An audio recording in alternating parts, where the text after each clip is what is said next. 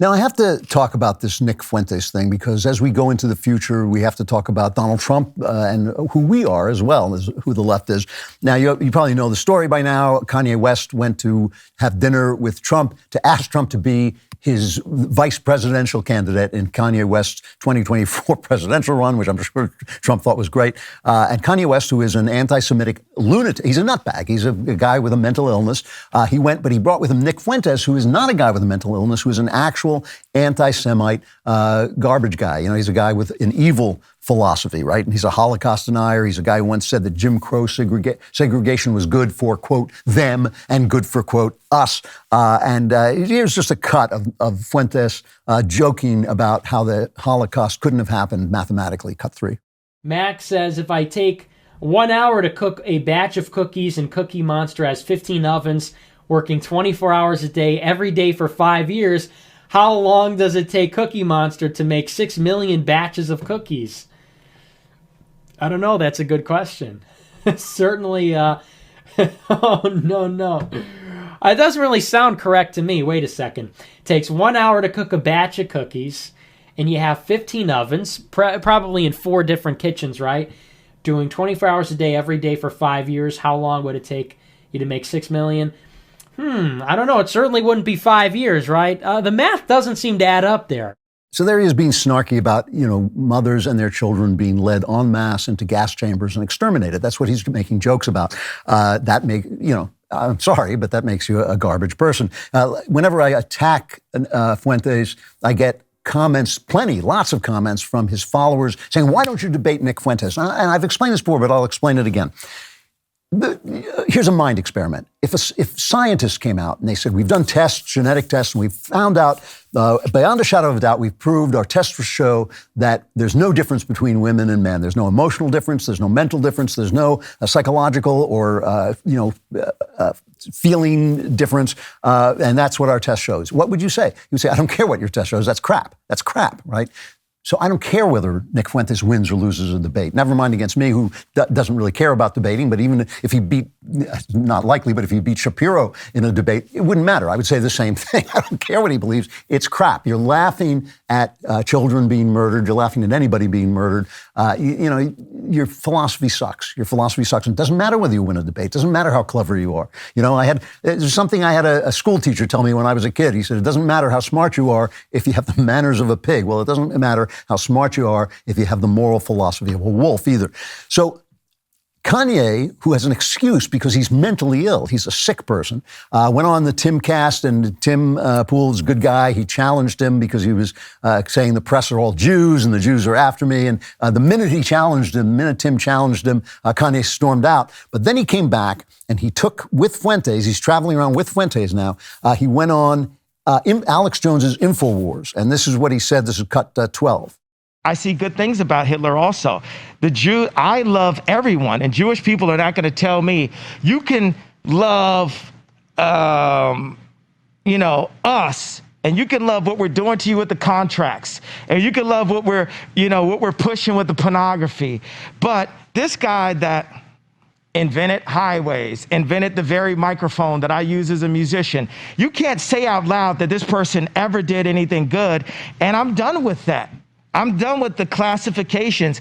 Every human being has something of value that they brought to the table, especially Hitler. Especially Hitler. I had forgotten that Hitler had invented the highway and the microphone because it is obviously completely untrue. That's why it slipped my mind. Let's play the next cut, too. He's wearing this balaclava thing, this black mask, so you can't see his face. I don't blame him for that. But here's cut 13. I like Hitler. I don't like Hitler. And I know you're trying to be shocking with that. I'm not trying to be shocking. I like Hitler. I do not.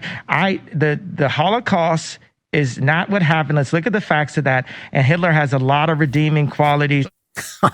Now, I shouldn't laugh. It's a bad habit of mine to laugh at human corruption. I shouldn't laugh, but the look on Alex Jones's face when he realizes that he's not the craziest person in the room, he's going like, wait a minute, I'm out of a job if this guy's going to be, my job to be a lunatic, So he's going on there. I don't know. He was knocked off. They knocked Kanye off Twitter. Frankly, because he put up a swastika or something like that. Frankly, I'm fine with Kanye being on Twitter. We can take Kanye. We can ridicule him out of court. I think it's better for him to be on Twitter. I wouldn't mind if they censored his music, which is garbage. But for me, he has 2 strikes against him. He's nuts and he's a rapper. Loving Hitler, yeah, that's strike 3, so he's out.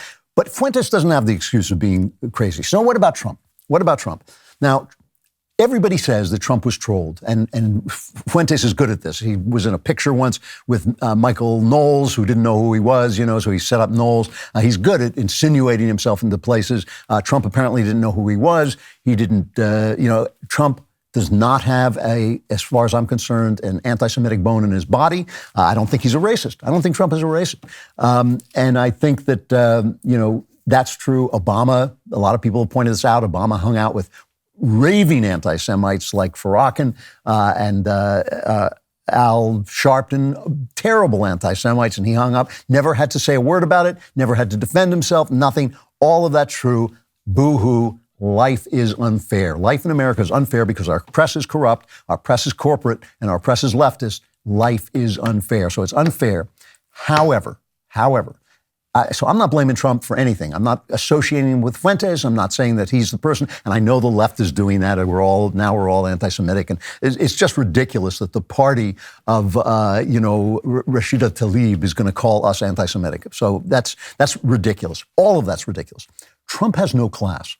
He is a man without class. I don't mean to the manner-born class. I'm not talking about elite class. Listen, my grandfather was a Jew pawnbroker in the slums of Baltimore. I don't care a damn about that. I'm a full-fledged Republican American, small r. I don't care where you came from. It's who you are. Trump has no class in the true, meaningful sense of the word. It's fine for him to get fooled. It's fine for him to have Fuentes sneak in. What you do in that situation, you say, oh, Lord, I didn't know who this guy is, but now I do, and I reject utterly everything he stands for. The only thing he says is, oh, I got screwed, he was trying to be vice president, and people are only going to vote for Trump. No class whatsoever. You do stand up against. This is ugly, ugly, ugly stuff. You do stand up against it. You do have something to say about it. Everybody should have something to say about it. We've got to get beyond, obviously, this. Anytime people talk about race, they're usually talking nonsense. But, until you can explain to me why Bernie Madoff is the Jews, but Albert Einstein is a Jew, why Judas is the Jews, but Jesus Christ is a Jew, until you can explain that to me, just shut up about race, because everything people say about race, the minute they start talking about race, they're talking nonsense. They're talking garbage. So Trump should dismiss it. And the fact that he doesn't is hurtful to all of us. It's hurtful in 2 ways. One, it's hurtful because it pins all of us with his reluctance to turn away from these guys. He doesn't turn away from them because some of the people who follow him are anti-Semitic. They are anti-black. They are bigots. They do believe that the Holocaust was some kind of hoax or whatever, and he doesn't want to alienate them. He doesn't want to alienate them. That's why he doesn't do it. Anybody who loves him, he's not going to attack them. That's one thing. The second thing is that kind of classlessness is contagious because the people who love Trump end up defending him. And when you end up defending him, you partake of his classlessness. And that is just, that's a shame. That makes classlessness spread.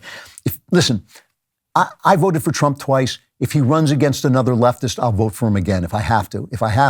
Because, obviously the people he's running against, the Hillary Clintons of the world, the Joe Bidens of the world, are no better than he is. They're just as bad as he is. But still, I don't want bad. I want good. I want a new American generation. I want a new American age of new American leadership. And we need that. We need it. If you don't think character matters, take a look at all the things around named after George Washington, the Washington Monument, Washington, D.C., the state of Washington, the street Washington in your hometown, another hometown. There must be a dozen towns named Washington more in this country. Why? Because of the guy's character. The guy's character shaped the country. His moral virtue shaped the country. Abraham Lincoln read about Washington and modeled himself on Washington, and that shaped the country. If you don't think character has an effect, you're not paying attention. It's not enough. It's not enough to make the economy work. It's not enough even to do a good job as president, which he did.